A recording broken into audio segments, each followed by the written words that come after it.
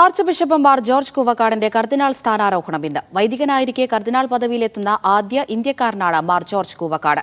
Indian കത്തോലിക്ക സഭയ്ക്കും മലയാളികൾക്കും ഇത് അഭിമാന നിമിഷം.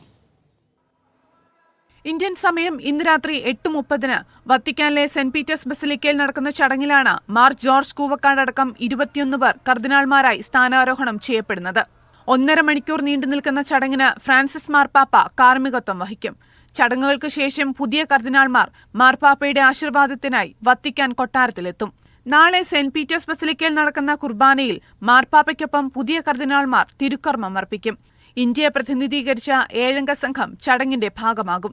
സീറോ മലബാർ സഭ major arch bishop Raphael Thattil, കർദിനാൾ മാർ ജോർജ് ആലഞ്ചേരി, സീറോ മലങ്കര സഭ മേജർ ആർച്ച് ബിഷപ്പ് കർദിനാൾ മാർ ബെസേലിയോസ് ക്ലിമീസ് കാതോലിക്ക ബാവ, കേന്ദ്ര സഹമന്ത്രി ജോർജ് കുര്യന്റെ നേതൃത്വത്തിലുള്ള സംഘവും നിയുക്ത കർദിനാളിന്റെ കുടുംബവും ഇന്ത്യയെ പ്രതിനിധീകരിച്ച് വത്തിക്കാനിലുണ്ട്.